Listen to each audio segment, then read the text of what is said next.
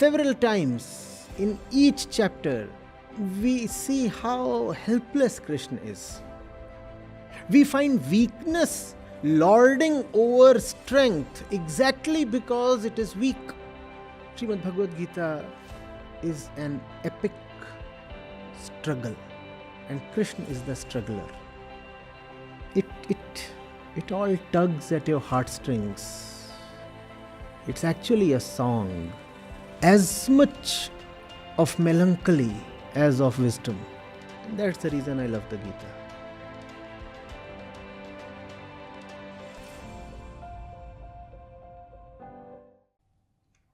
Srimad Bhagavad Gita, chapter 1,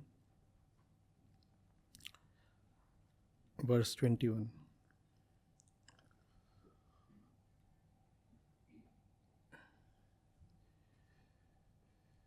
We have seen so far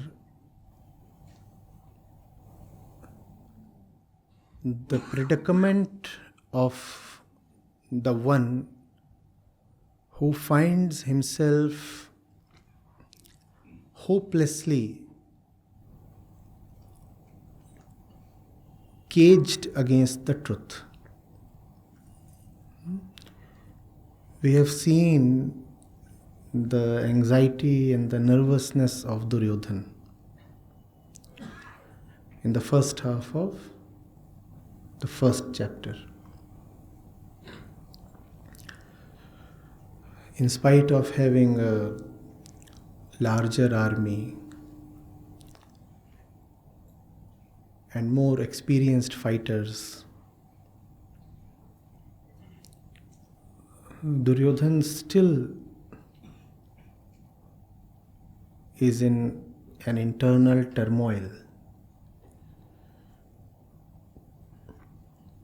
Numbers suggest to him that all is well with his side. Yet those numbers he can sense are just a loose mass. There is no center to keep those numbers together. And that's what is making him almost delirious.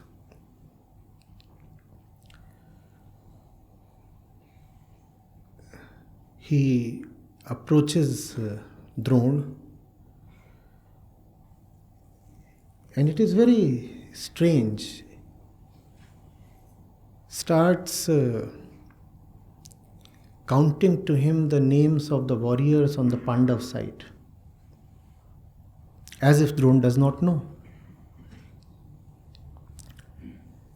And having told Drona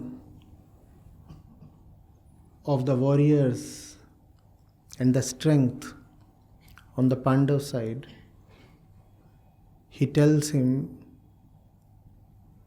the Pandavas are well-nigh sufficient in terms of strength. Their force is paryapt, sufficient. And my side,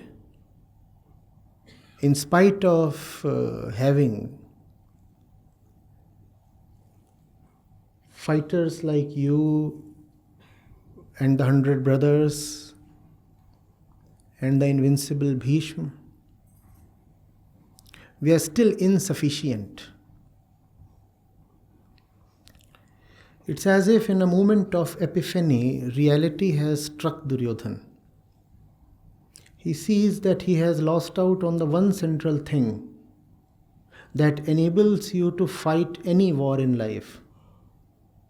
He has missed out on Krishna, even though he always had the opportunity to have him. In terms of relationship, formal relationship, Krishna and Duryodhana are almost as near as are Krishna and Arjun. Almost. In terms of access to, Duryodhan was never unfortunate or deprived.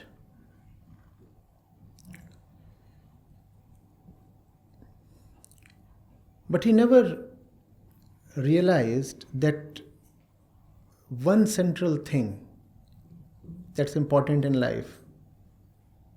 Therefore, he never knew what to choose. Therefore, he was rather elated when he got Krishna's army rather than Krishna himself.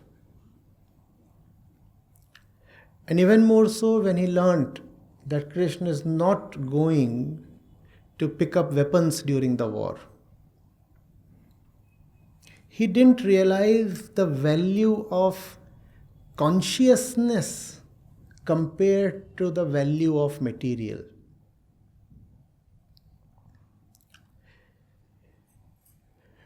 When it came to choosing between the material that could be had from Krishna and the guidance that could be had from Krishna, he opted for the material. You getting it?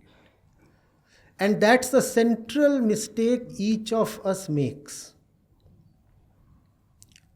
Krishna says elsewhere in the Gita, you can have either me or my Maya.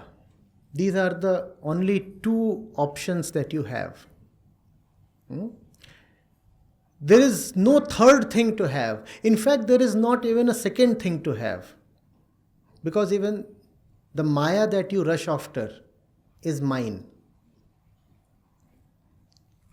And the more you will get entangled, embroiled there,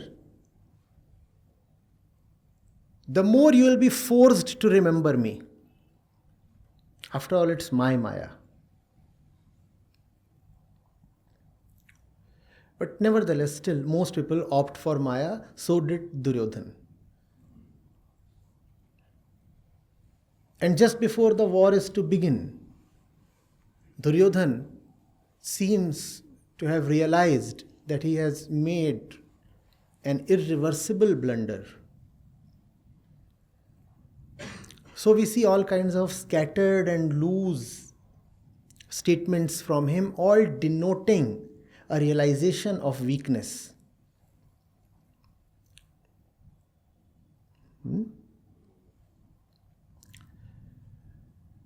Then we come to Arjun.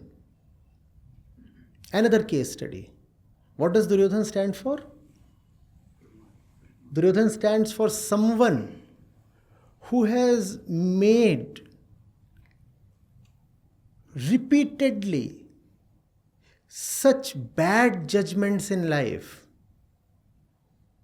that now it has become practically impossible for him to be redeemed. That's who Duryodhan stands for. That's one extreme of consciousness. A type of consciousness that continuously denies and defies truth all its life and find itself finally cornered into a spot from where it cannot recover, even if it has just seen the truth in a moment, even if it has just realized that it has been making blunders. Yet the weight of all the misjudgments in the past is so heavy that it is now just impossible or too late to recover or make amends. That's who Duryodhan stands for. And it's a very tragic situation, you know. Just when you are at the end of your life, and if Duryodhan can see this much, that his forces are insufficient, he can also probably see that all those, including him, who are arranged against Krishna's side, are very near their end, right? If Duryodhan can see that in spite of having an army that's almost 50% larger than the army of the Pandavas, he is still insufficient and incapable, if he can see that. Obviously, he can see the clear conclusion as well. And the conclusion is that all of you are going to be finished. How will it feel to us when we have lived through several precious decades of life to realize that it's too late? That realization will be so painful. Let's wish that we never realize at all then. Let's wish that we die in our ignorance without ever having had the realization that Duryodhana is having in the first chapter. You have invested all your time, energy, money, everything in your existence into a particular center, into a particular kind of life. And then, in the evening of life, you realize that you have just wasted it all. Please experience it today, before that experience comes too late. If you experience that when you are 60 or 70 or 80, won't it be too late? So let's pre-live that experience. Let's put imagination to some useful service. Imagine how would it feel? You are 70 and then you realize that you have totally wasted life. How would it be? Very tragic, no? A chill runs down the spine. Almost as if you have seen a ghost. That kind of scare. And that's what Duryodhana is going through. Even before the war has begun, he has seen that he has lost not only the war but his entire life. In a sense, he has seen that he is already dead. Worse than that, he has seen that he never lived at all. That's the nature of reality, Often it shows up in very unexpected moments. Moments of significance, moments of great pressure and challenge have this characteristic. What you have been trying to hide to yourself just gets revealed in that moment, because that moment is extremely significant. Because the pressure of that moment just shatters your pretense. The fact of that moment, the heaviness of that fact, your pretense gets collapsed under it. It breaks down. And then you have no option but to confront the reality as it is. And for Duryodhana, the reality is quite gory. Then we come to Arjun. Let's see how Arjun is feeling. And Arjun is the other end of consciousness. Where does Arjun stand? Duryodhana stands in an almost hopeless state. The state is of near hopelessness. We cannot say perfect hopelessness. Why not perfect hopelessness? Because the war has yet not begun. Duryodhana can still choose to rush to Krishna's side and say, I can see that I have been erring. I admit my mistakes. I realize I have been operating from just the wrong center of greed, covetousness, envy. I see that and I surrender. Duryodhana can say that, right? But Duryodhana won't say that. So I'm saying Duryodhana is a state of near helplessness. The option to correct yourself is always available, right? And that's the beauty about life. It involves choice. You always have the choice to begin anew, irrespective of how badly mistaken you have been in your past, irrespective of how misplaced and blunderous your choices in the past have been. You can still choose to disown your previous self and start afresh. That's the beauty about life. That's the thing with consciousness. Consciousness is simply choice. But Duryodhan won't exercise the right choice, though the option is there. So we said his is a near ended state. He's finished off. Nearly. That 1% choice is still available, though he won't use it. Then you come to Arjun. And Arjun is close to perfection. Perfection in the form of Krishna. But nearly. But nearly. He is still maintaining a distance. Duryodhan is nearly finished and Arjun is nearly saved. Yet, even when it comes to Arjun, a distance remains from perfection. A gap remains. Arjun is not yet fully surrendered.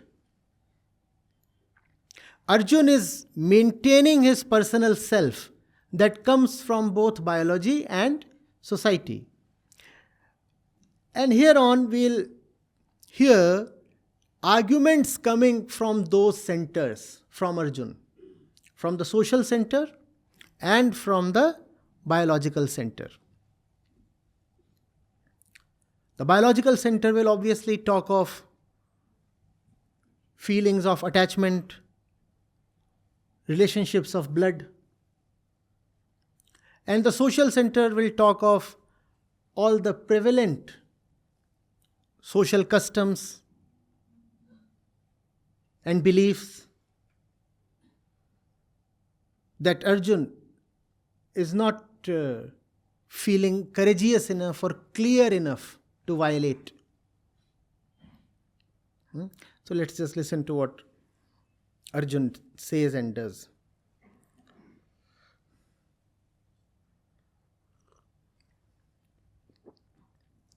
Arjun says, Krishna, please take my chariot to a place between the two armies, so that I may see those who stand here for war. Take me to a place between the two armies. I want to see everybody who is assembled here for war. I must know the ones I am going to fight. So, that reflects Arjun's condition. On one hand, he is with Krishna. He does not say, I'll go there on my own, Krishna. You stay here. So, he wants to maintain his company with Krishna. He says, you remain here. But remaining with you, I also want to see the ones I am going to fight. Obviously, I have a deep relationship with you. I am not abandoning you. But I also don't want to immediately give up on the ones who have come here to fight. I want to have a look at them as well. So Arjun is with Krishna, but not perfectly with Krishna. He still has other interests, and those other interests show up in the very first utterance of Arjun in the Bhagavad Gita. He says, take me to a place between the two armies. I want to see what is going on. Right? But then, is that really something to Arjun's discredit? Not really. Because the others are all welded to their positions. Nobody else is saying, I want to observe both the armies. Arjun alone says, I want to observe both the armies. The others are all welded to their positions, and their positions do not include Krishna. Arjun is the only one who is with Krishna, but also says, I want to see the other world. My eyes are still on the world. My eyes are not perfectly with Krishna. Right? That's Arjun's situation. Krishna is with Arjun, and yet Arjun's mind is feeling pulled towards his worldly affiliations. What do we credit him for? We credit him for being with Krishna and not abandoning Krishna. And in this, we get a clue as to how to operate when the world starts meaning too much to you. Go wherever you want to, because that has become your situation. You find yourself unable to resist the pull of the world. Just as Arjun is saying, please take me near to the opposing army. Please take me to the center so that I can watch both the armies. You too are feeling a very strong pull to go near to the world. Fine, go. But the trick is to take Krishna along. Arjun would have totally lost it. The Gita would have never happened had Arjun said, Krishna, would you mind waiting here for a while? I have some sightseeing to do. After all, they are my relatives. I want to have a quick word with them before I kill them down. You please wait here. Arjun might have as well said that, right? Even if you find that you have to proceed towards something quite ignoble, take Krishna with yourself wherever you are going. And you will find a Gita coming your way to save you. Because if you are already in a great position, you do not need the Gita. Gita is needed when you are in trouble. It's another matter that we are always in trouble. So we always need the Gita. But don't make the mistake of abandoning Krishna when you are entering a place that is likely to swallow you up. Don't do that. On the other hand, our karmakand runs totally the opposite way. Suppose you keep a small picture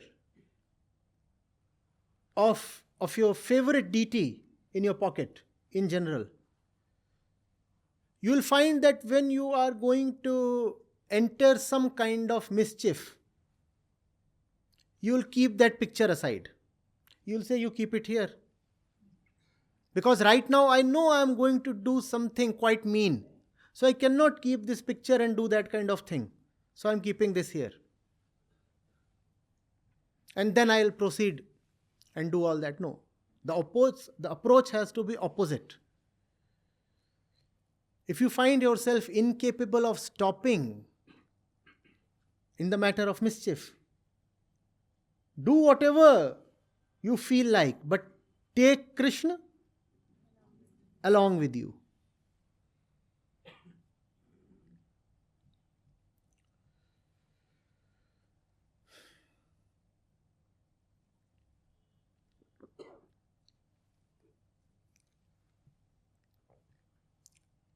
Do not keep the idols and the pictures only in some specified prayer room. Keep them where you are most likely to be your beastly self. That's where they should be. Because that's when you need support. That's when you need a Krishna to remind you of the truth. Instead, we confine godliness to some God-forsaken sacred spot, so that godliness does not come to trouble or obstruct when we are pursuing our daily fallen kind of agendas. We do that or not?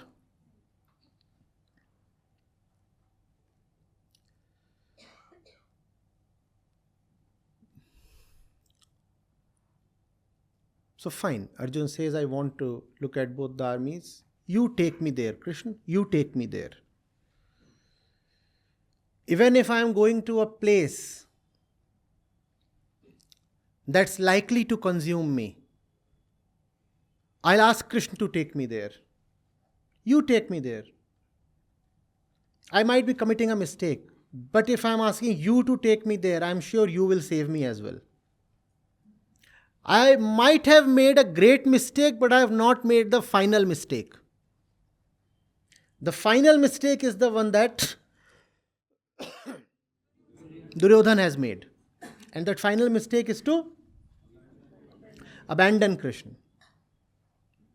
Arjun is probably making a mistake in being attached, in being oblivious of Dharma. But that one mistake that will totally devastate you, he is not prepared to make that one. Huh? So, fine, take me there. And he says, I wish to observe those who are assembled here for the war. Those who want to please the evil Duryodhana by taking his side. Who are they?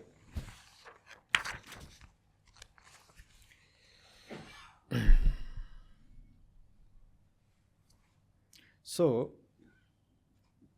having been requested this way by Arjun, Rishikesh Krishna drove the chariot to a place between the two armies, facing Bhishma, Drona and all the other mighty warriors, and said, Behold, look, Arjun, here are all the Kurus gathered.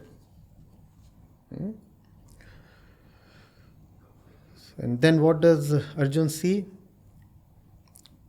Parth sees there stationed the armies, the two armies, the grandfathers, the fathers-in-law, uncles, brothers, cousins, his own sons, the sons of the Kurus, also the grandsons, the various friends, teachers, and other associates. All he sees is relationships, past, affiliations, associations, attachments. They are already there in a subtle form within him before he says that he wants to be driven to the center. Else why would he first of all want to come to the center? Arjun is no novice. He has fought so many wars. And it is uncharacteristic of a fighter to say that he wants to go to the center just when the fight is to begin. Arjun has never done that before. If Arjun is found doing that here, the reason is obvious. The attachment is already there in him even before the war begins. Even before he sees them physically, even before he looks at their forms and is reminded of the memories, even before the visible nostalgia captures him. The subtle attachment is still there, and it is that subtle thing that has first of all forced him to come to the center. Then Arjun, the son of Kunti, looking at all his kinsmen, spoke full of sorrow.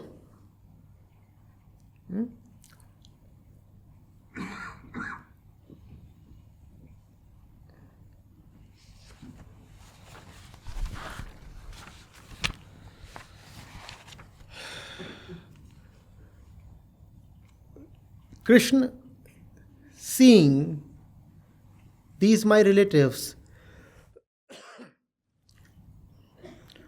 gathered here, eager to fight, My body is failing me. My limbs shiver and my mouth gets parched.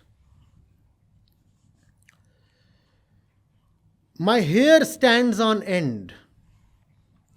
My limbs are failing me, my mouth is parched, my body is shivering, and my hair stands on end.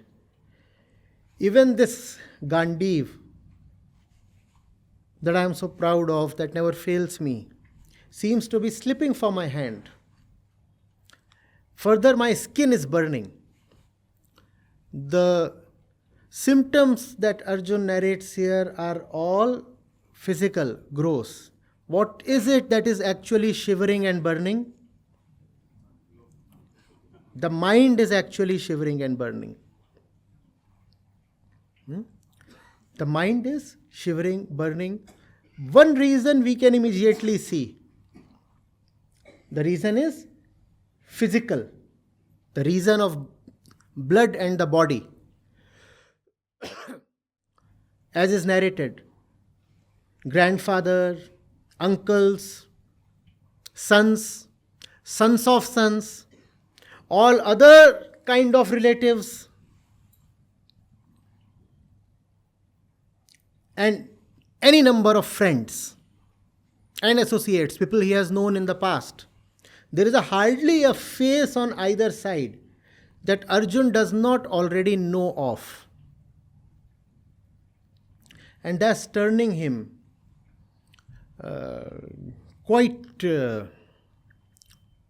uncertain,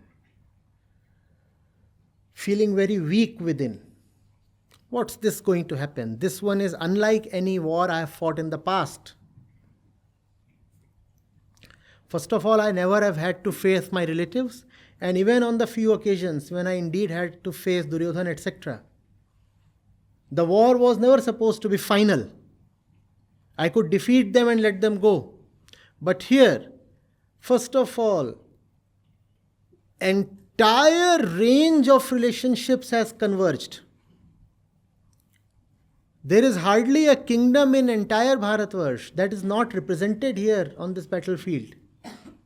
So first of all, practically the entire community has assembled here. Secondly, the war is going to be till the end. We are not going to take any prisoners here.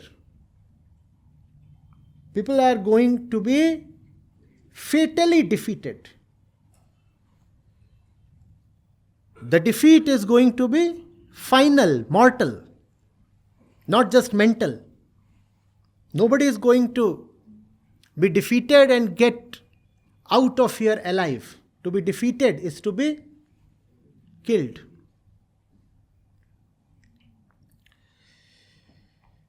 So, the same description continues. Keshav, I cannot even stand upright.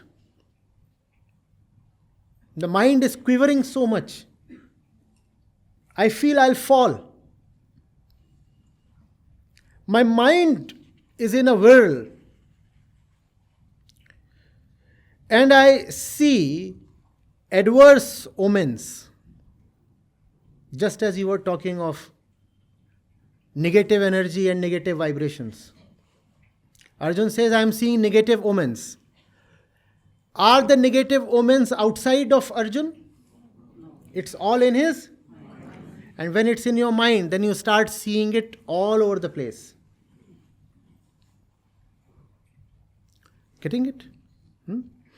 This description of Arjun's condition, does it sound totally alien, totally inexperienced, or have you been through this?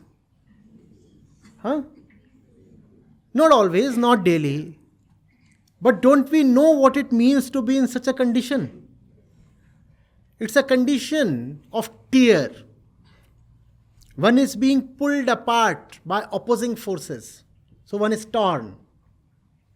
And when you are in that condition, you find yourself energyless, indecisive. As if you will be no more. You just want to avoid that situation. Usually when there is a situation of such deep tension, we escape away or we want to fall asleep, right? When inner stress is so much, we want to somehow escape that. And we'll come to Arjun's plea for escape very soon. So, neither can I stand up, nor do I want to fight. Also, I see bad omens, and I do not see any good in killing these my own people in battle. I do not desire anything. I do not want victory or empire or pleasure. I don't want any of these. What is it? Dispassion showing up? Detachment showing up? No. This is not detachment or dispassion. This is not even indecisiveness.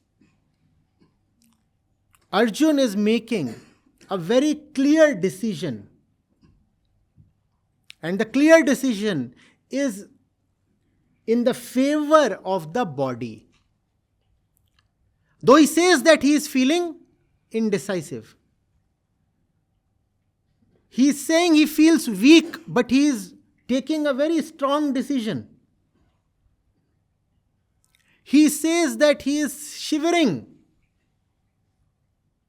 but he is quite firmly making up his mind to not to fight, to run away. Do you see this discrepancy between what Arjun is saying and what he is about to do? He is saying, I am feeling uncertain, but inwardly, he is becoming more and more certain that I don't have to be here. I'm going. And this certainty that is arising within him is the certainty from his body. The body, out of a long process of evolution, is designed to not to kill its kin. That's why most species don't eat their own. Have you seen that? And even among members of those species, you won't often find blood relations assaulting each other. The reason is simple. The body wants to propagate the DNA. So if it has to kill, it chooses to kill a distant DNA. If you kill your brother, you are, in terms of DNA, killing almost yourself. You and your brother share same DNA. So if you kill your brother, it's your own DNA that will have a lower chance of proliferation. Do you get this? So, biologically, we are designed, programmed to be predisposed towards our family members. That's the reason parents care so much for their offspring. Because the offspring is carrying their. That's the reason when someone who does not want to produce a kid tells of her decision to her parents, they say, but your baby is after all your own. If you will adopt a baby, it won't be the same thing. And if you question the parents, why is an adopted baby not the same as my own baby? They will not know the answer. They will not know the answer because they have not studied evolutionary biology. The answer is simple. Your baby does not carry your. And the entire thing about reproduction is the furtherance of your own DNA. That's what the animal inside us wants. My DNA should continue, my DNA should continue. So now you know why when you propose adoption as a substitute to reproduction, people don't find that very appealing. And they will not know. You will ask them for some logic, some argument, they'll not know. You say you adopt a little baby. Is it not the same as having your own? They'll not know. They'll not know because the animal inside lives in darkness about itself. It lives in a very dark cave within, where it cannot see even its own face. So it does not know itself. That's the reason we have feelings, but we do not know where those feelings come from. You want to have a baby. Somebody asks you, why do you want to have a baby? You will not know. Because the animal has no self-knowledge. The animal is not designed to know itself. The animal can act, but never know why it is acting. The animal can feel, but will never know why it feels this way. Same thing is happening here. Blood relationships. Blood relationships. The body is militating against Dharma. The body says, I am bigger than Dharma. I am higher than Dharma.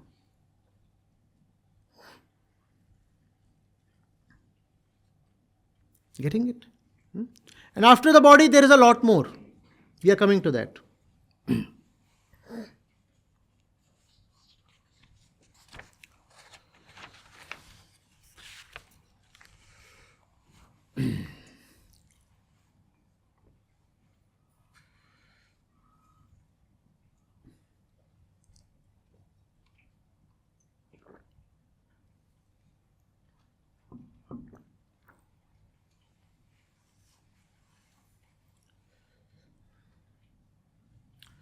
Of what use is kingdom to us? Of what avail are pleasures and even life?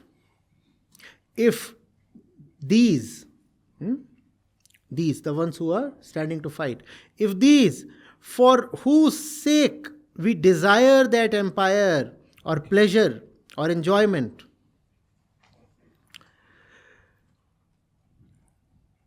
for ourselves, as they stand here in battle, having renounced life and wealth, all the ones that I see, teachers, uncles, sons, and also grandfathers, maternal uncles, fathers-in-law, grandsons, brothers-in-law, besides other kinsmen, of what use is kingdom or pleasures or wealth if it comes at the cost of those for whom we desire these things? So the argument is, when you want happiness for those who are your relatives and your kinsmen. So of what use is happiness if it is going to come by slaughtering your kinsmen? This again is a body-centric argument. Arjun is placing pleasure as the highest thing one strives for. And he says one strives for pleasure so that one can share pleasure with his relatives. Now this is a very lowly definition of pleasure. But Arjun is presenting it as the highest goal of life. Arjun says one wants riches, wealth, joys, power. For whose sake? For the sake of the family. When I say I want to become somebody, why do I want to become somebody? So that I can please those around me. I go to the office and I earn money. Why? So that I may provide a better future to my kids. The little bird goes and picks up edible stuff from here and there. Why? So that it can bring that stuff, those grains, etc., to its nest and feed the babies. So Arjun is basically drawing an analogy from the animal kingdom. He says, whatever we do it for the sake of the relatives. So of what use is the doing if the doing happens by killing the relatives? Now the argument is fundamentally flawed. The highest pleasure is not biological. Joy is not about bringing happiness to your relatives. Joy is about bringing liberation to yourself. And that is something that Krishna would be teaching very laboriously in the course of the Gita. But right now Arjun is presenting his own personal philosophy. And it is good that he is exposing himself clearly to Krishna. That will enable Krishna to come up with a suitable response. You get the argument that Arjun is presenting? Arjun is saying, when I want pleasure so that I share it with my friends, relatives, etc. So of what use will be pleasure if it comes by killing these same people? So I don't want that. It's such a convincing argument, you see. And any lesser mind than Krishna would have found it difficult to counter this argument. When I earn good things in life, I want to share them with I do it for their sake. So of what use is any endeavor in life if it comes at the cost of the family and the relatives? Krishna obviously has heard it all so many times, and he knows how it happens. He also knows how to end it. So he'll do that when it comes to that. Even though these were to kill me, O Madhusudan, I do not want to kill them. Not for the sake of the kingdom, not for the sake of sovereignty over several worlds, all worlds possible. Here he says 3 words. And how can it be for the sake of just this earth? Even if the kingdom of all 3 lokas, all the universes possible, were to be given to me, I would still not kill these people. Of what value is the kingship of this earth alone? I'm not going to fight them. There is no way. Arjun is representing here the common body identified individual. And it is because Arjun is so relatable that the Bhagavad Gita is so precious. How many of you today or at some point in life have found that it is your body and your blood, by blood I mean your blood relations, that it is your body and your blood that stands between you and your endeavor for the truth? How many of you have found it at some point or the other? That's the reason I say that you have to see that Arjun is a great exemplification of the situation of the common man. And that's the reason why the Bhagavad Gita could become so commonly acceptable. Because Arjun is each of us. Since Arjuna represents each of us, therefore the Bhagavad Gita is useful to each of us. Do you see this? So that's one thing that we learn about Arjun. He is very body identified and very attached to his family and relationships. And that's what makes him very similar to us. In Arjun, we'll now find many other things that are very similar to us. He has already spoken of how we share our bodily concerns with him. And now we'll come to the conditioning of his mind and see how several of the prejudices of this age, this time that we live in, are present in Arjun as well. So that makes Arjun, in some sense, our very identical kind of twin. Bodily we are same as Arjun.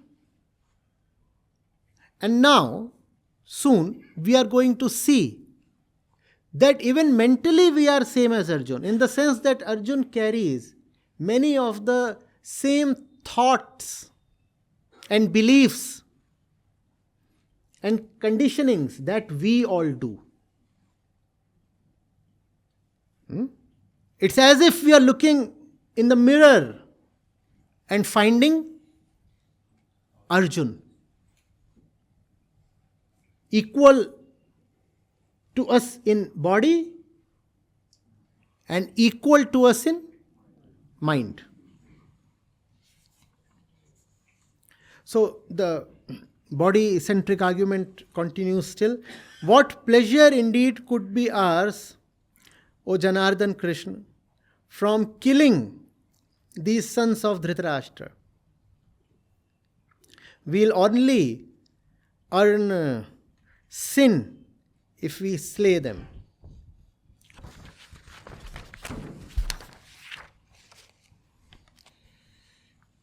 In the language of the flesh, it is sin to kill your own blood. And in the language of consciousness, what is sin? Very good. It is sin to identify yourself with the flesh. And it is sin to look at the other as flesh, not as consciousness. Arjun is speaking the language of flesh. And in that language, your own flesh is the biggest value possible. When you are centered in the flesh, the highest value obviously will be to the flesh. Arjun is speaking that language. But when you are centered in consciousness, then it is not flesh you value, but consciousness. Then you will say, oh, it is a great sin to let Duryodhan win. Why? Because he will totally corrupt the consciousness of the entire nation. If somebody like Duryodhan ascends to the throne, it's not a small number of people who will be corrupted. He will corrupt the minds of the entire country. Therefore, it is a sin to not to fight. It will be a great sin to give Duryodhan a walkover. Do you see how your language changes when your center changes? When you speak as the body, then all arguments fly one way. And when you speak as the consciousness, then you find that the old arguments all appear so childish and invalid.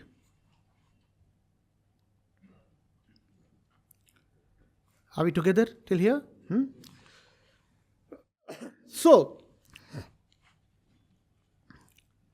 Arjun, as if he has already made a point, as if he has already proven something, says, therefore Krishna, in a manner of conclusion. It's a one-sided argument. And from his own place, he feels that he has made a point and the issue is done and dusted. Matter is sealed, closed. Therefore, within brackets, it stands decided, Krishna, that we must not kill all these people who stand here. See, I have given you brilliant arguments. And hence, I think we can agree that the war is futile. We have seen the needlessness of this war as a matter of principle. Also, I am telling you that I need some kind of sick leave. So both principally and physically, we must now withdraw. Hence proved.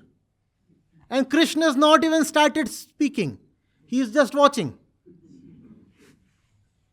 And Arjun will keep talking for the entire first chapter and also for the first 10 verses of the second chapter. And then Krishna will say what he has to, and he'll find that he needs to say a lot. Arjun is a tough nut to crack. So we can justifiably conclude, Krishna, that we will not kill the sons of Dhritarashtra. How can anybody gain happiness by slaying his own relatives? And then I'll take the next two verses together. Though these, with their understanding totally clouded by greed, they see no evil in killing their families. They see no sin in being hostile to their friends. But aren't we superior, Krishna? Why should we act like Duryodhana? Duryodhana sees no sin in killing his family members, the Pandavas. Duryodhana sees no sin in attacking his friends. But aren't we better people, Krishna? Aren't you better than Duryodhana, Krishna? So we should not emulate Duryodhana.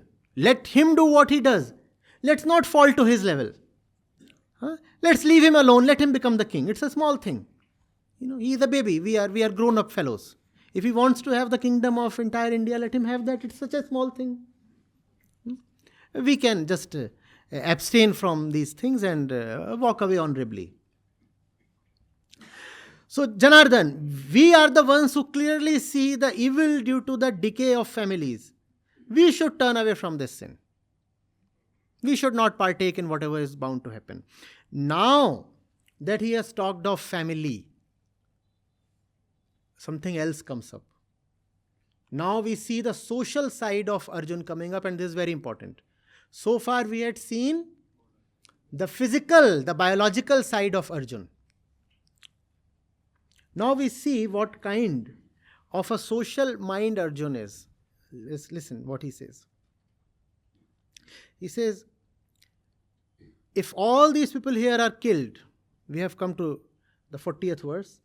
If all the people here who are all males, if they are killed,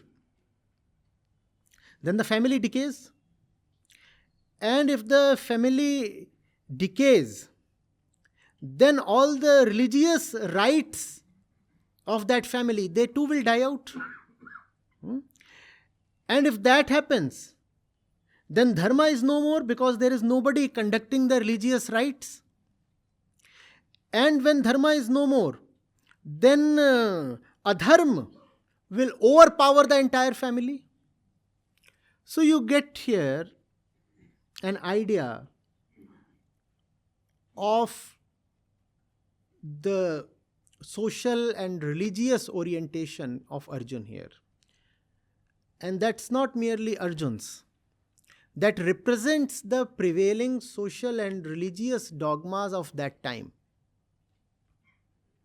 Not only that time, it is quite interesting how what Arjun is saying is applicable squarely to our times as well, because Arjun's religious beliefs are exactly the beliefs of our age, our times. What is Arjun saying? Arjun is saying that dharma equals ceremonies. If the families decay, then there will be nobody conducting the... And if the ceremonies are not there, then dharma is not there. So dharma equals? Is that also not the view that the biggest part of population holds today as well? That dharma means ceremonies. Do this, and you are dharmic. On that particular day, do not cross that line, close that room, paint the wall, wear some mark on your forehead. In a particular month, go and visit that particular shrine. And if you do these things, If you do these prescripted things, then you are religious. Right? So dharma is about doing certain prescribed things. It's a particular set of pre-appointed actions that constitute dharma. Right? That's the notion Arjun is coming from. And is that also a prevalent notion today? Please tell me, is that also not the prevalent notion today? It is. So we are Arjun. We are Arjun, both physically and mentally or socially. Look at the argument. So many people will die. Who will perform the rites and the ceremonies? And if there are no ceremonies, adharma will loom large over the entire country. And so Krishna, you see, you are such a dharmic person. You should not be telling me to fight. Because if I fight, that will mean the victory of adharma.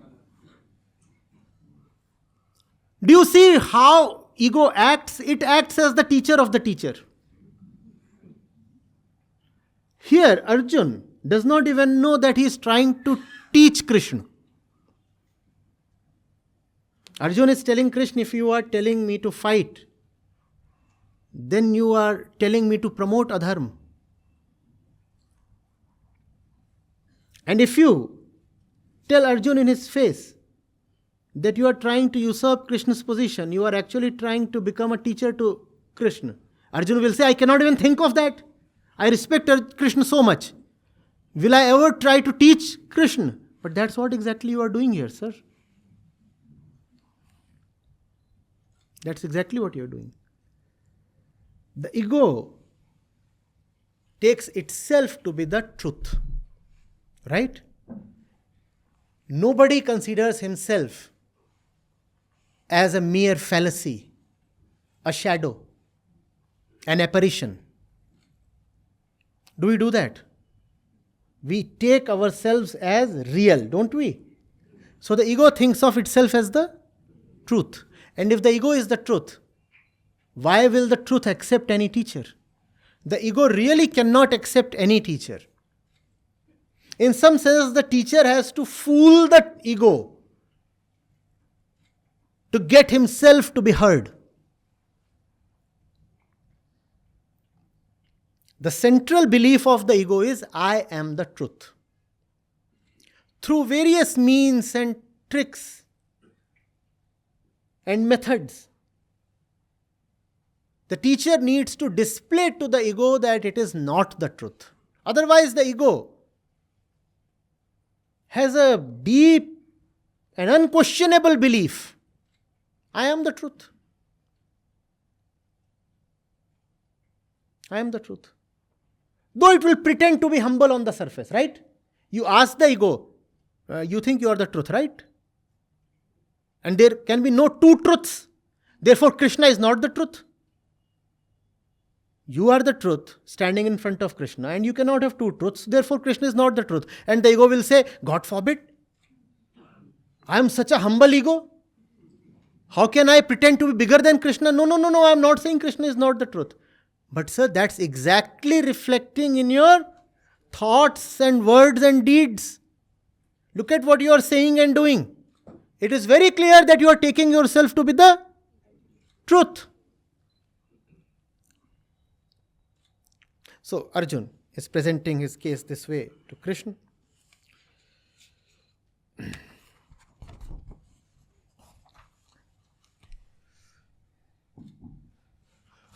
What do you think of Arjun? A character coming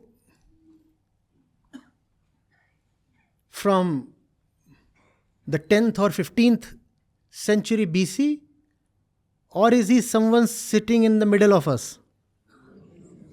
Is there anything that Arjun has said that has become outdated?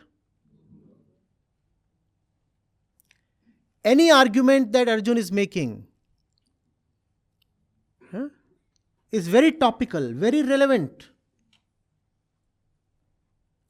Right? If you are not told that the text is in Sanskrit and you are not told that the setting is in an ancient battlefield, you will immediately say, oh, this is happening right in middle of us.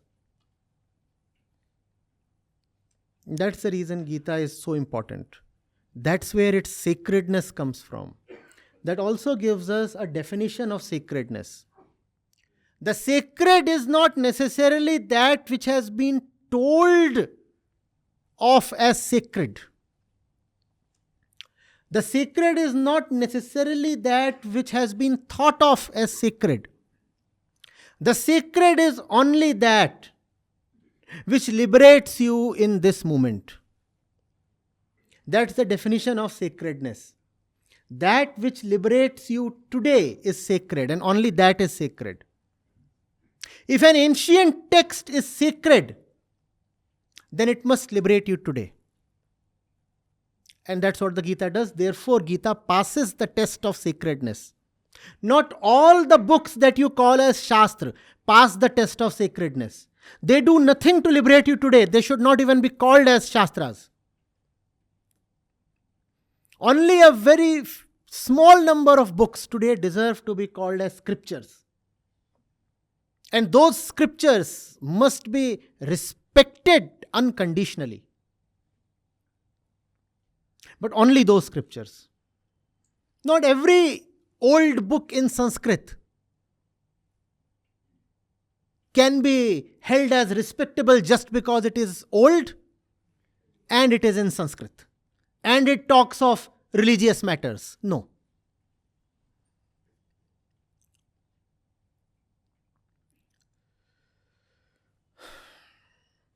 Now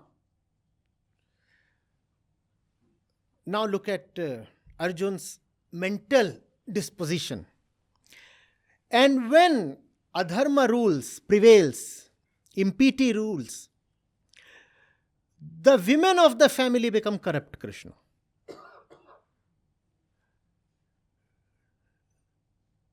Male attitude towards females. Is that a thing of the Mahabharata era, or do you find that today as well? The women will become corrupt. And what is meant by women becoming corrupt? They'll start having sex here and there. So, corruption is to be measured on the yardstick of sex. Arjun does not say women become corrupt when they do not know the truth. Or women become corrupt when they cannot see through Maya. Or women become corrupt when they become greedy and envious. He does not say any of these things. He says women become corrupt when they start having sex with someone other than their husband. So what is the very definition of corruption? Not just biological, but sexual. Not just bodily, but confined to the sexual parts in the body. That's the prevailing social morality. And is that a morality that you find only then, or is that something you find today as well? Very interestingly, it's Kurukshetra where these words are being uttered. And it is in that region of the country, even today, that we find the greatest kind of misogyny. Where is Kurukshetra? That's also where such attitudes prevail even today. Women have to be kept pure. What is purity about? The purity is not about the mind. Purity is about the genitals. The genitals have to be kept pure. So the biggest allegation you can levy on someone is not that he is mad or insane or totally badly conditioned. The biggest allegation is that, he had sex somewhere. Does that happen not today? Does that happen or not? If you want to destroy someone, You need not prove that the fellow is unwise. If you prove someone to be unwise, people say, fine, unwise is okay. But if you can prove that the fellow has been sleeping somewhere, then you have destroyed him. And if the fellow happens to be a woman, then you have completely destroyed her by proving that she has slept with 5 or 6 men.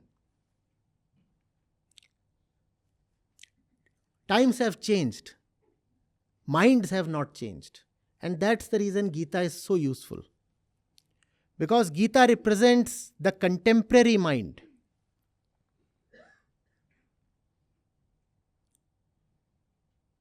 Look at the impunity, the unabashedness with which Arjun is uttering these words to Krishna. To someone no lesser than Krishna. Look at Arjun's conviction. He is saying the women will be all corrupted. To Krishna he is saying this. Think of how strong the social conditioning is. He is uttering these words as if these are the truth. As if Krishna cannot object to these words. Now you also know who Krishna is. Krishna is the destroyer of prevalent social conditioning. Arjun represents himself as the one who has a certain attitude towards women.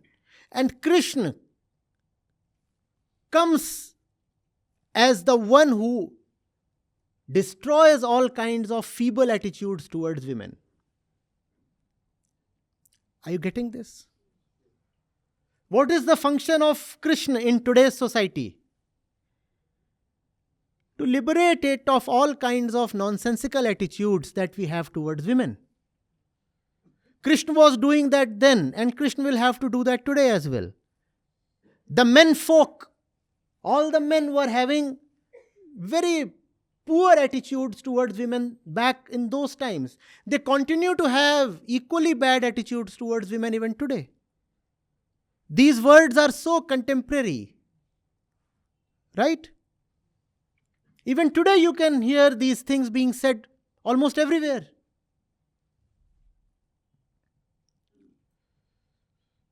The women of the family become corrupt.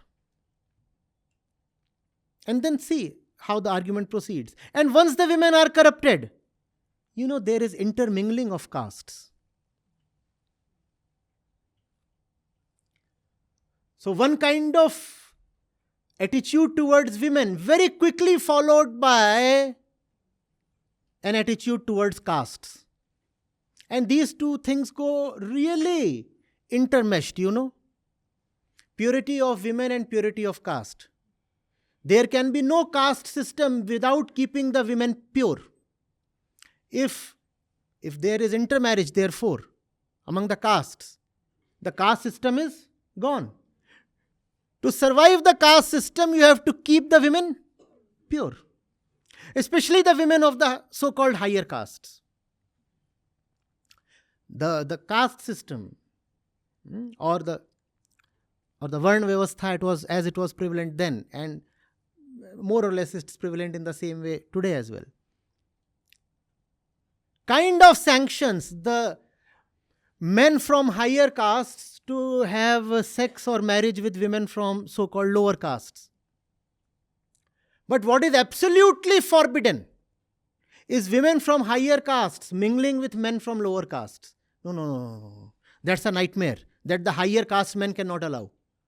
My woman has gone to a Shudra.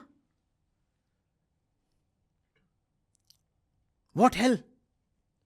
And that's what also is Arjun's problem. He's saying all the Kshatriyas will be gone. So our women, our property will be then, going to all these ordinary people and having sex. And then kids will be born. And those kids will be no good. They'll be called Varnasankars. Now this is the problem that Krishna is facing. Chapter 1 of the Bhagavad Gita enunciates the problem statement. The rest of the chapters solve that problem. We keep quoting from all the chapters of the Gita without knowing why those solutions were offered in the first place. 17 chapters of the solution and 1 chapter of the... Do we first of all understand what the problem is?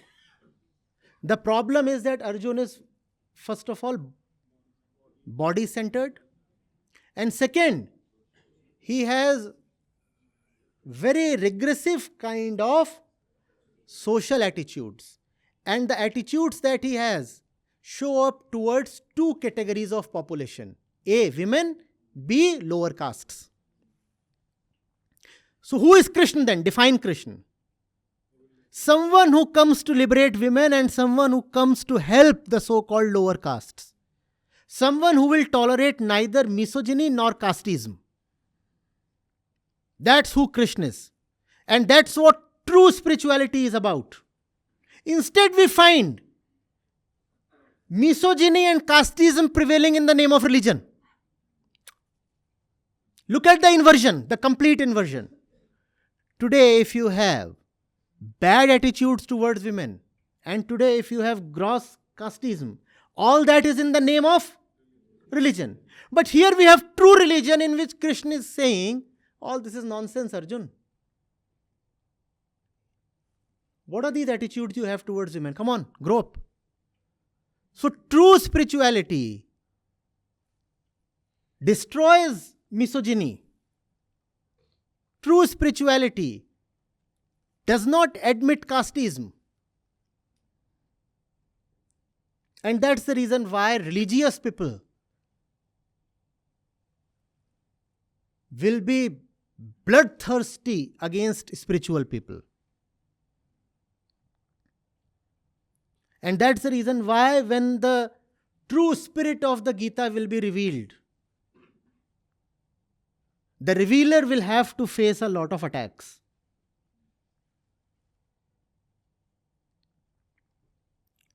Do you understand what the Gita is about? Arjun has a certain problem and Krishna is solving that problem. That problem is at 2 levels: biological and social.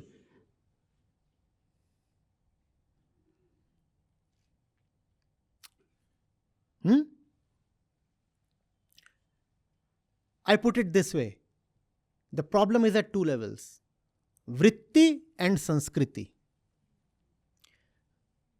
The vritti is flawed because the vritti is sharirik, bodily. And the sanskriti is a big problem. Unfortunately, that same sanskriti continues today as well. And we are out to glorify that sanskriti, are we not?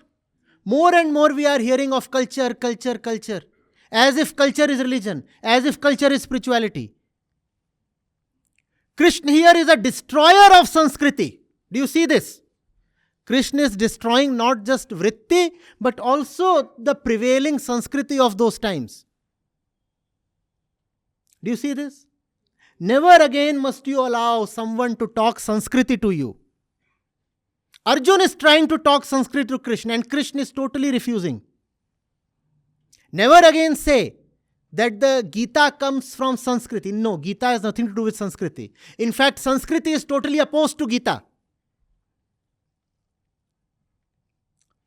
Who is representing Sanskriti here, Arjun or Krishna?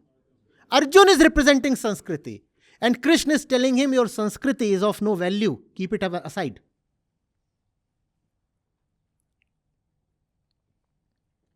Do you see this? Is it too difficult to swallow? I'm not adding anything on my own. These are the verses.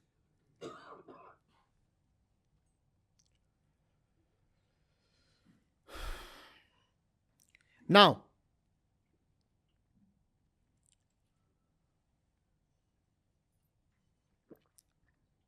the diatribe continues.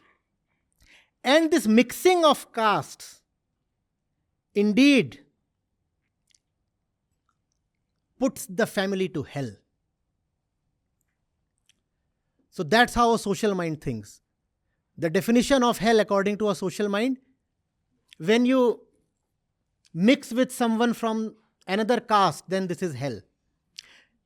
And when you go to spirituality, I never get tired of quoting this one. What do the Upanishads name as hell?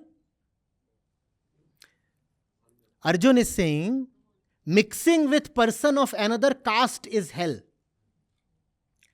And you go to Niralambha Upanishad. What does that one say about hell? That says mixing with a person of poor consciousness is hell. That is the difference between Sanskriti and spirituality. That is the difference between culture and true spirituality. Arjun represents culture here. Arjun is saying mixing with some other caste is hell, especially when a man mixes with a woman. That is hell. And when you go to the sage in Niralambha Upanishad, he says mixing with a person of poor consciousness, that is hell.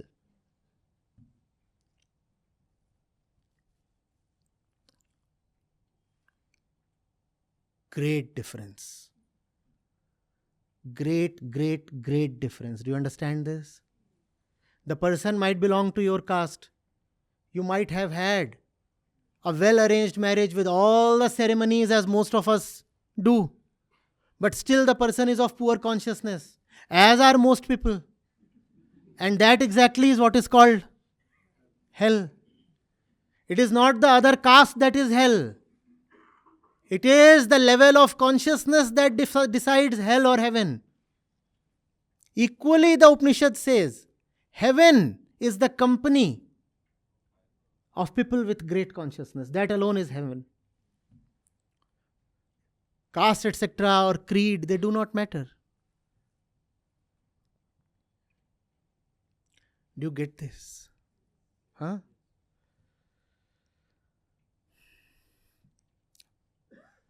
Another level of social conditioning. So we have seen attitude towards women, attitude towards castes. Now the third thing is coming through. And you will be astounded how this third thing again is a replica of our times. So, when these castes mix, then the family goes to hell, the family is destroyed.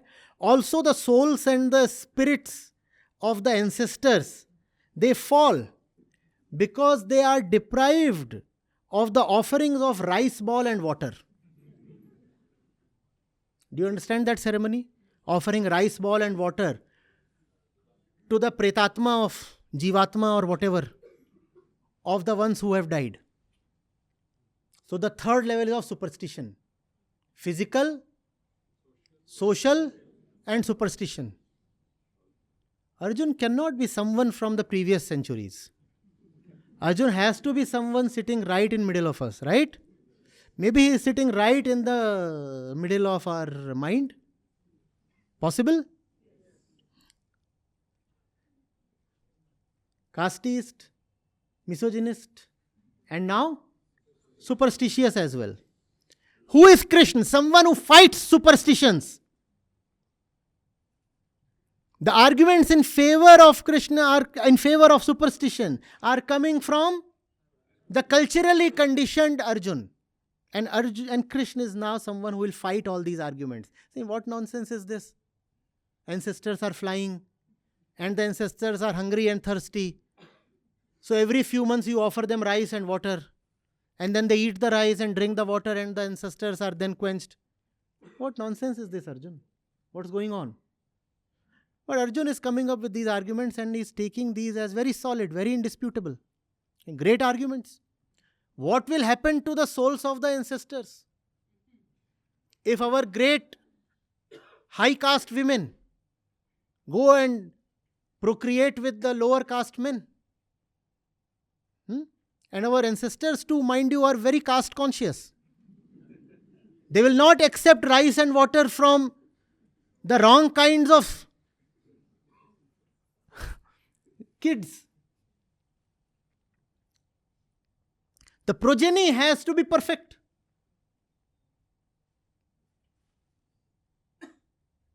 All the flying souls are very choosy.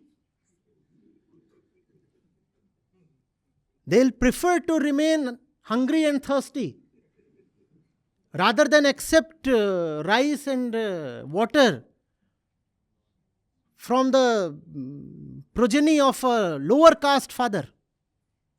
That's the argument that Arjun is making. That is the problem that Krishna will be solving in the entire Bhagavad Gita. Did we know that this is the problem that Krishna is solving? No. We used to think that Krishna is talking of some great principles, Nishkam Karm, this, that. All that has to be talked of to solve just this little problem. All those 17 chapters exist just to solve this problem. This is Arjun's problem. Attachment, women, caste, superstition. This is the problem. I'm asking you the nth time. Is this an ancient or outdated problem? It is very much a problem of the current time. Is it or is it not? That's why those who know realize that in this document lies the solution to a lot of problems of today. Probably to all the fundamental problems of today.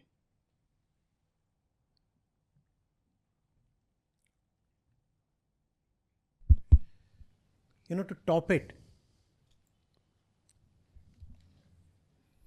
because I am speaking more and more on the Gita now, initially it was only in Hindi, now in English as well, people come and say that the caste system has to be valid. Why? Because it is mentioned in the Gita as well. Why? Mentioned by whom? Krishna or Arjun? But that's the argument that they present. And all these bogus ceremonies, when I speak on them, they say you are violating the Gita. Why? Because even in the Gita it is said that these ceremonies are there. It is mentioned in the Gita. Mentioned, all right. But mentioned in what sense? It is mentioned in the sense of foolishness, not in the sense of prescription. Are you getting it? Gita in that sense is an extremely liberal and modern book.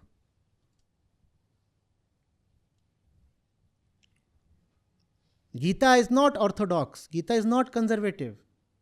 Now this is one epithet that we don't usually associate with the Gita, right? Liberal. Gita is as liberal as a book can be. You have to be liberal if you are talking of liberation, no? How can there be liberation without liberty? So the Gita is liberal, not orthodox. In the whole tradition of Hinduism, Vedant represents the liberal side. Vedant is the side that says caste is bogus. Men and women, the bodies don't matter. It is the consciousness that matters. Come on, don't talk of heaven and hell or souls and spirits. Vedant dismisses all these things. Vedant represents the leading liberal side of Hinduism. And then there is the Puranic side and the Smritis and all that. They mostly represent the orthodox conservative side. So all the problems that you find today with Hinduism are mostly because Vedant, which is Upanishads, Gita, Brahma Sutra, they have not become mainstream. When they become mainstream, Hinduism becomes very, very liberal.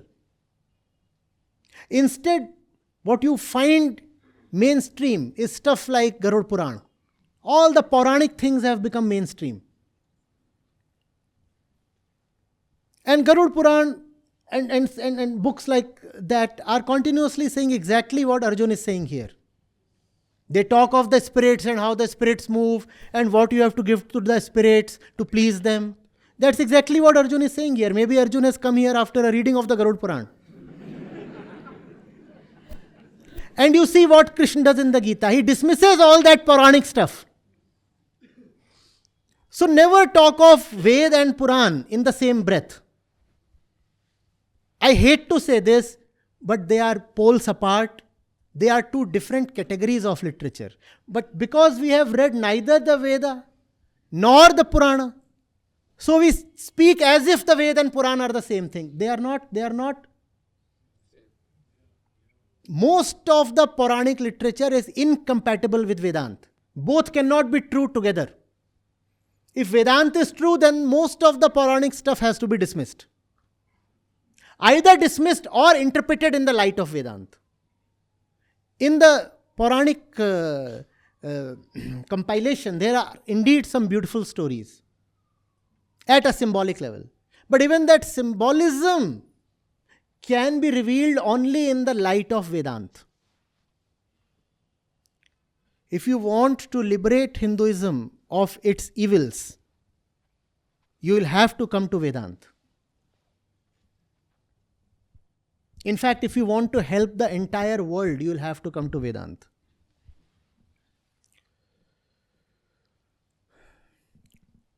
Remember the definition of scripture.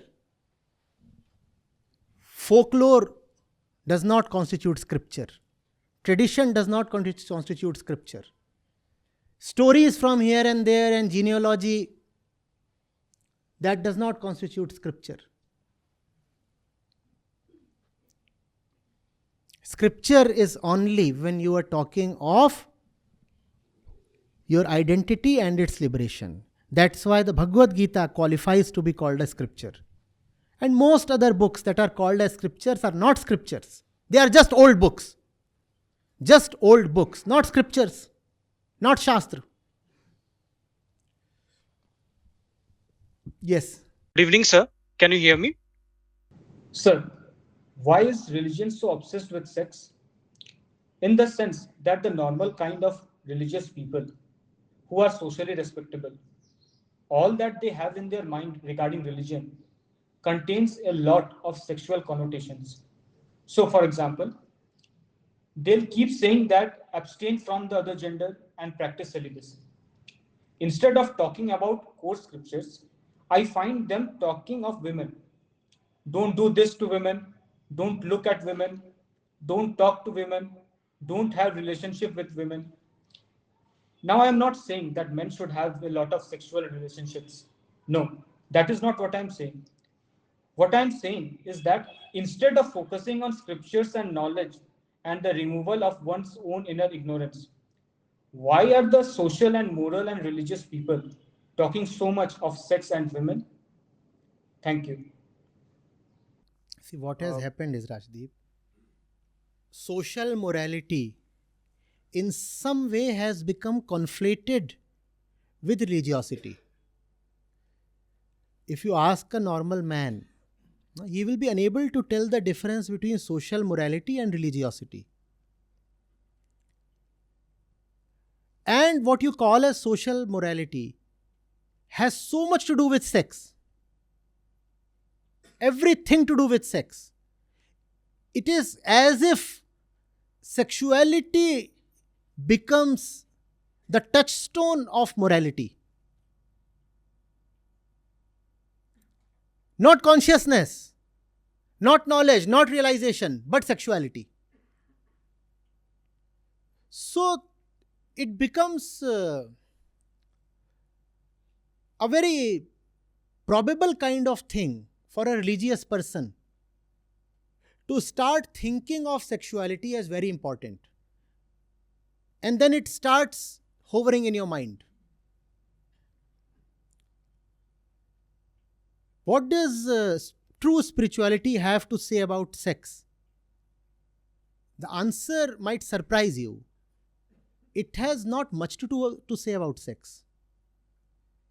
It is popular culture and morality, etc., that wax eloquent on sex. Sex, sex, sex. He's a good man. Why? Because he doesn't have sex. What kind of definition is this of a good man? Somebody is a bad man. Why? Oh, there are some. What kind of definition is this? Arjun is talking in a body-centric way. He says the war is not to be fought for the sake of keeping the women chaste. And women, so first of all, the women come in from nowhere. So just as women circle in your mind, you have someone else who faces the same situation. Think of Arjun in the middle of the war. Only men are assembled there and animals and weapons. Arjun is suddenly thinking of the women. Women. And what will happen to the women? Obviously, it's not that he is thinking of the women. He is thinking of himself with respect to the women. If I am not there, what will my woman do? Do you see the orientation? The orientation is sexual. And that's what happens to most religious people. Their orientation becomes sexual. A normal man does not think of sex so much. But a so-called religious mind just keeps thinking of sex all the time. And not his fault, because he has been told that religiosity and sex are very intertwined. So he's thinking of sex, sex, sex. And when he's thinking of sex, he has to suppress sex a lot.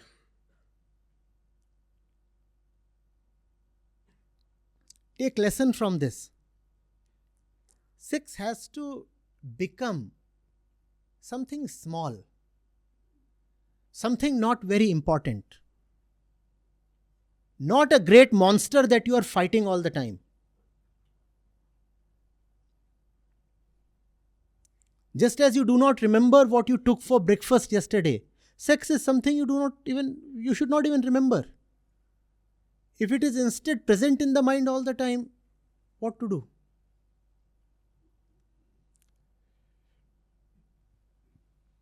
So sometimes it happens that, especially while reading scriptures, I think that so normal times I am thinking about sex and women, and then I think that, okay, let me start studying scriptures. In this way, the thoughts about women and sex will go away. But while studying scripture, I continuously keep a look whether the thoughts about women and sex have gone away or not. But by continuously looking at those things, No, this will end not up succeed, Raj. This is a very, very traditional route you are taking. It's doomed to fail. See, when we began today in the afternoon, we said Prakriti ensnares you, traps you, only because you do not understand. realize it. You don't know it. What you do not understand, you fall for. In some way, the ununderstood will torment you. It will remain a bit of a knot, unresolved. Because you are body identified, therefore you remain distant from women, right? As a man, you have to be separated from women. That's an identity you have accorded yourself. I am a man. That Yes. puts you at a distance from women. And that which you are distanced from, you will never understand. To know something, you have to go close to it. But what does sex mean, or a sexual orientation mean? It means you will be most of the times away from the object of your desire. And even if you go close to it, you will go close only with the purpose of exploitation and consumption. You will never go close with a view to understand. So common morality means that men will never understand women and women will never understand men, because common morality keeps men away from women and women away from men, right? Yes. In common morality, if you find men and women mingling too much, you say, oh, loose character, cheap fellow. All the time he's hanging around with women. Are you getting this? The problem, do you understand? If you are so separated from women, how will you ever understand women? And we said that in Prakriti, which you do not understand, you will never be liberated from. Once I had said that you are attracted to so many women because you have never understood even one woman. If you can understand even one woman, you will be liberated from all women. The ununderstood remains unresolved. The further you keep yourself from something, the more that thing remains an attractive enigma to you. Have you not heard men saying this way? Oh, nobody can understand the mind of a woman. How can you ever understand her? You never really went close to her. Whenever you went close, your only purpose was sex. Otherwise, you never tried to enter her mind because you never tried to enter your own mind either. You understand neither yourself nor the woman. So you feel a very animalistic compulsion towards her and nothing more. Just as you want to know of everything in the universe, you must also know woman. And women must also know men. And that cannot happen if your mediocre kind of morality keeps you at a distance from the other gender. If you cannot sit across the table and talk to the other as a person, as a being of consciousness, how will you ever understand the other person? But our sex-laden society amplifies the sexual component in the personality so much that when someone from the other gender comes to you, all you see is a huge genital. You do not realize that sex is only a small part of the entire personality. Why can't you talk politics? Why can't you talk sociology? Why can't you talk economics or science or spirituality or sports or whatever? We live in a distorted culture. It does not allow us to remain at ease with the other gender. Sahaj. That's a word that you do not have when it comes to women. Neither do women have it when it comes to men. Don't you experience a certain unease? Recently, there was this news item, a very tragic one. But look at this. One fellow was to write his board exams. And he was sent to an examination center where there were 500 girls. And he got a heart attack and actually died. That kind of unease. Think of it. He was thinking of women all the time. And so when he found so many of them around himself, he just couldn't take it. It's tragic, obviously, but look at the lesson.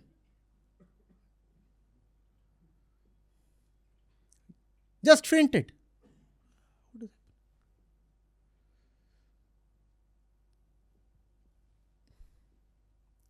Yes. There is a coincidence. I mean, you won't believe regarding this only. So one of my friend actually sent that news to me and said that, look, this is your younger self.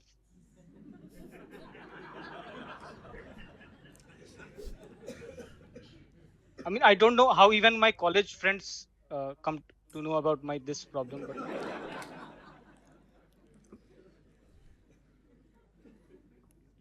I mean, that day I started thinking that have I even progressed an inch in spirituality? I mean, that day that was a serious day for me when I received that message.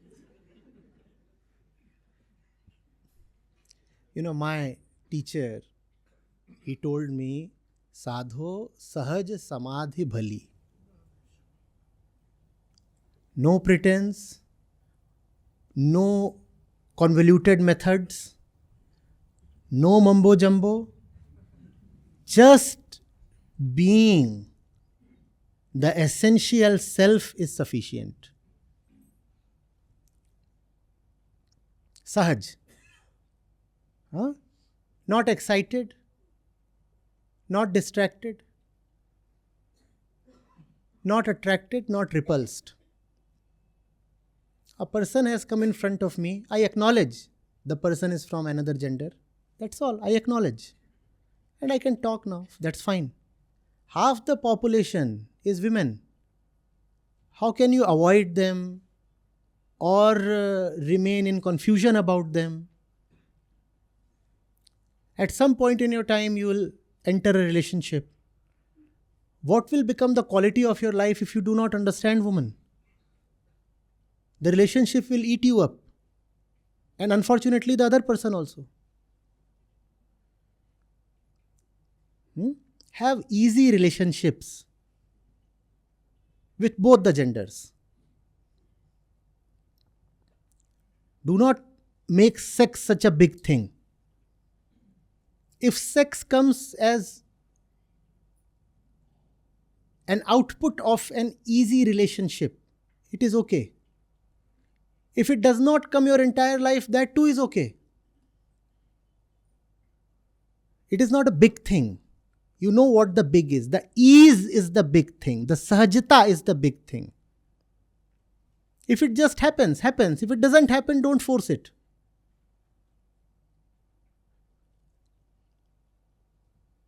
I have other questions to ask, but I won't ask because I'm sweating right now. I need to take this. I mean, my earphones are sliding off. So, thank you. I will rewatch this part again and again 2-3 times. So, thank you so much.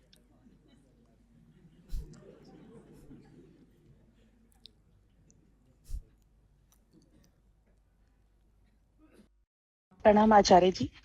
Sir, my first question is that it has been asked by few of my friends that Srimad Bhagavad Gita, Shri Krishna declared himself the God. Then what is the need to read other scriptures like Upanishads and Brahma Sutra, which has come from the humans like rishis and all? So this is my first question. And second question, sir, related to this is like when we read Srimad Bhagavad Gita or any scripture, so our families and all, like they oppose a lot and they say that this will not lead you anywhere and it is just a subjective thing. I mean, you can just read for your knowledge, but it will not give you any solution in the worldly matters.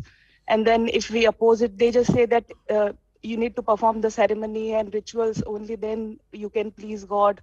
And like Shri Krishna, if you decorate him and give him good, like as a bhog, you offer him good fruits and food and all, only then he'll be pleased.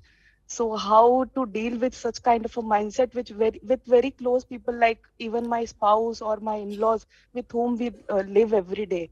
And then if we just oppose them, they just term me as I'm mannerless or I'm emotionless or I'm very straightforward, or listening to you has corrupted my mind, and I mean it is ruining my life and everybody around me. So just don't get the answer to like deal with such kind of a people. Long-winded. What was the first part? First part is, sir, If Krishna that, himself has declared. why... First of all, there is no concept of God in Vedant. Vedant is existentialism. Vedant goes into who you are. And the highest for Vedant is not God or something. The highest is truth. God and truth are not the same thing. God is someone you take as the creator of this universe.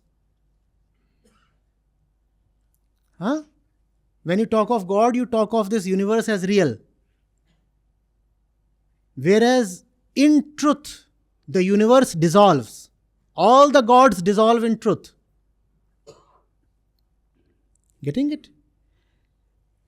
And even if one to pursue the argument that Krishna declares himself as the highest in Bhagavad Gita, the same can be said about the Vedas as well.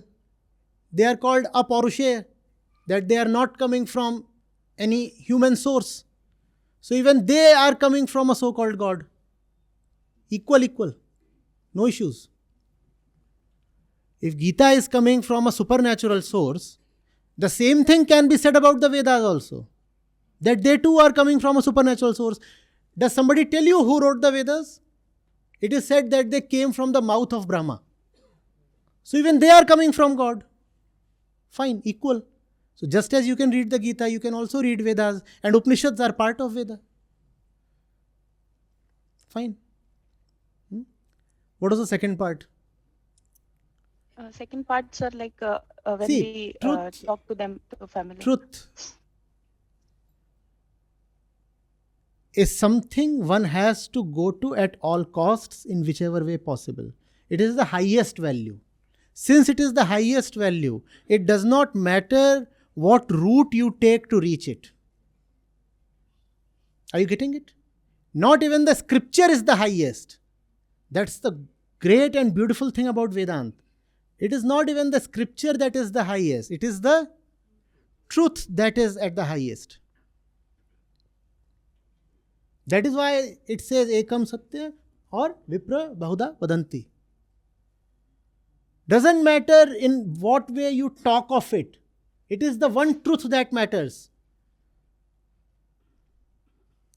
And value a scripture by its power to take you to that truth. Instead of taking you to the truth, if it is taking you to the labyrinth of mentation and ideas and concepts, then that scripture is not very useful. But this is a new one. That since Gita is coming from Krishna, why do you need to read even the Vedas? And probably the dislike is mutual, because we find that Sri Krishna is someone who has been repeatedly destroying Vedic Karmakand in the Gita. So it does not quite surprise me that people see a dissonance there. The second part? Second part, sir, like when we talk of the scriptures with our close family members, they say that it is not the scriptures which will help you in the, it is just a subjective matter, like you can just gain knowledge, but it will be of no use in today's world. And then it is like only the ceremonies or the rituals are more important. Right. So how to deal with such kind of a people? So if you can answer one question that I have, probably your question will be answered. So when I was at IIT and we were studying advanced thermodynamics, there used to be one peon in the mess who would tell me, what is the point in reading thermodynamics? You come and help me with the dishes and the vegetables. That is what will take you through in life. How do I respond to that peon? How do I respond to that peon? And there actually was one.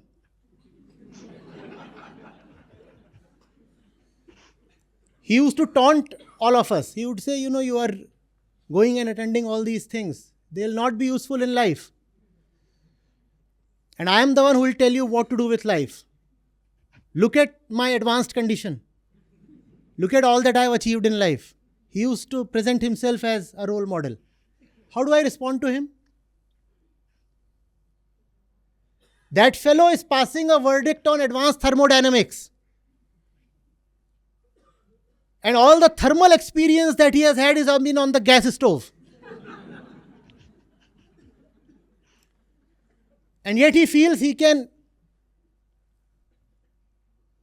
is empowered and qualified to comment on advanced thermodynamics. Do you get your answer? Who are these fellows who are talking of what is spirituality and to what extent it is useful? What do you know of spirituality? Who are you to talk to me about it? What's your qualification? They are associated with very, I don't want to name the organization, but it's a very reputed organization and they call themselves very religious, and they say that they have dedicated their life to God, Yajna, that and all those too things. was a member. Not just a member, he was the president of the Delirious Physicists Association of India. You can form any organization, become its member or even its president. So what?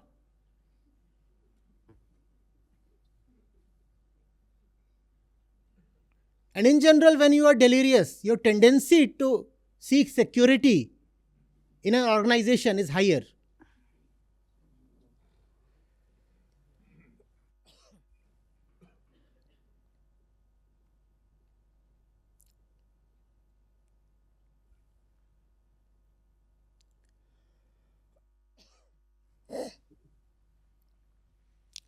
See, the problem is not that you do not know the response to give. The problem is that you do not know yourself.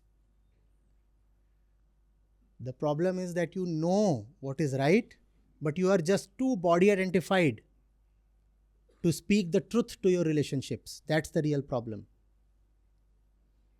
The real problem is that somewhere your interests and swarth is tied to these people around you. That's why you cannot loudly speak the truth to them. Otherwise, if someone is talking stupidity, try to help them. If they are amenable to listening, or if they are shouting too much, shut them down. And if they are getting uncontrollable, just walk away. It's as simple as that. Help them, shut them down, or ignore and walk away. What else? But you can exercise neither of these options. If something worldly is at stake, comforts, pleasures, or money, or reputation, if something is at stake, then you can neither shut them down, nor walk away, not even help them. Then you are left just to tolerate whatever nonsense is going on.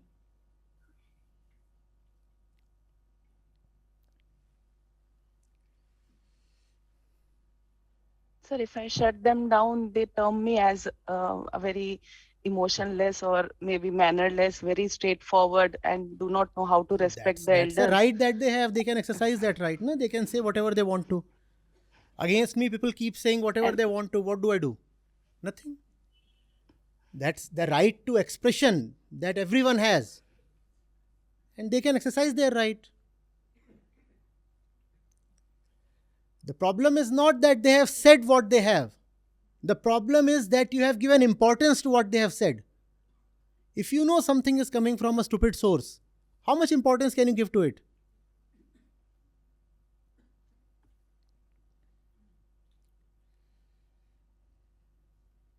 If you don't give importance, they say you are very arrogant because you are working. You are going in circles. If you stop working, you are not getting it.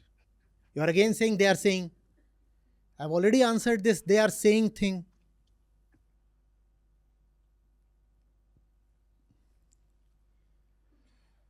See where you are drawing benefits from them. Stop taking stuff from them. Stop being dependent. And then you will not face this problem.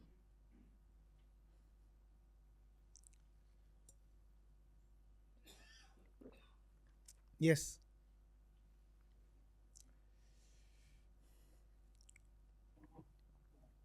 Hello, sir. My question is, the Pandavas had this something that was unifying them, like a dharma, which was keeping them together. And then I see that at many moments in life, even though we know that our karma is like, it's a very direct path to the truth, but a lot of times the path gets very convoluted, like it gets like, it's a labyrinth.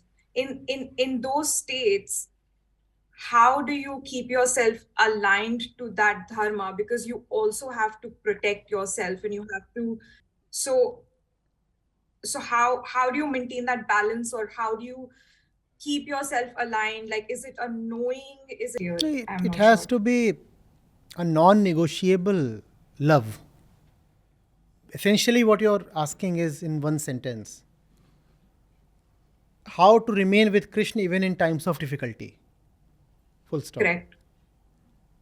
Yeah. The thing is, the times keep a-changing.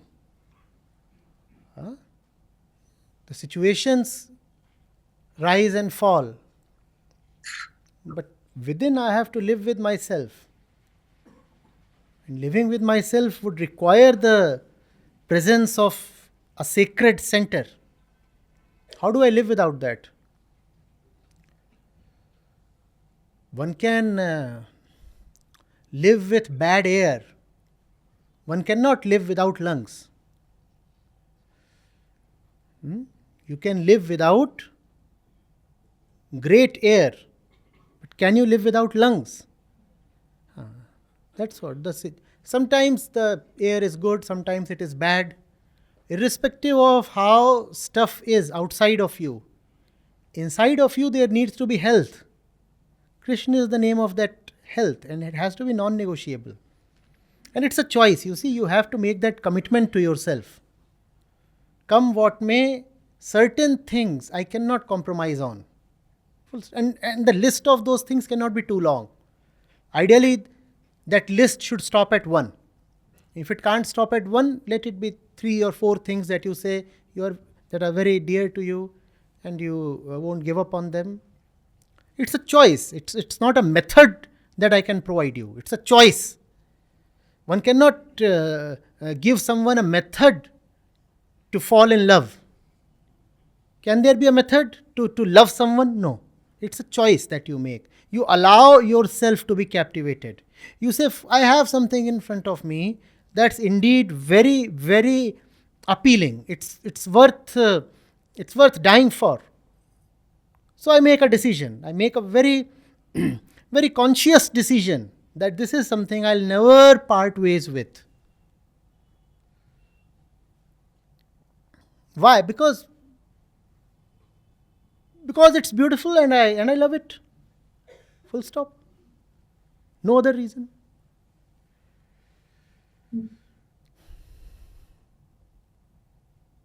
So actively making choices at every Actively, step of- consciously, and remembering your choice.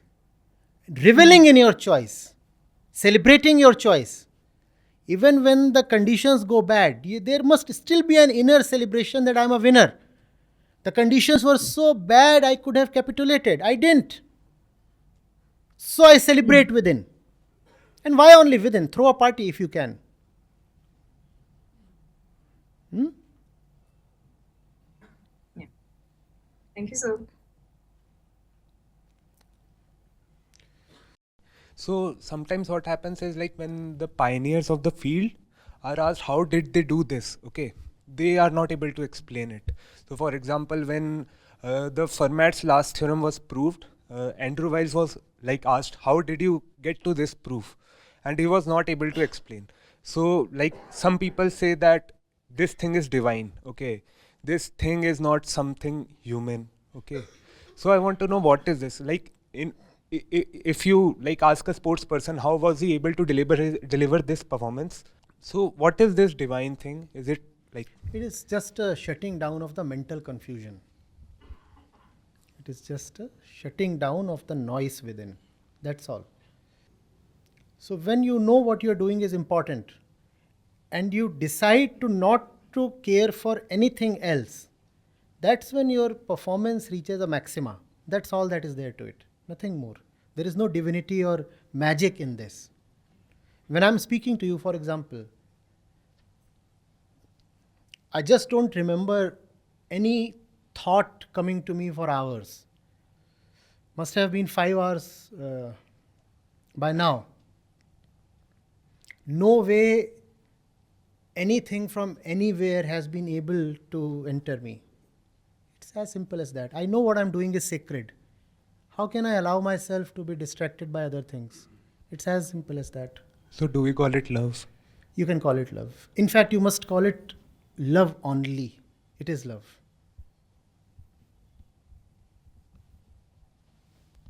Beautiful. Thank you.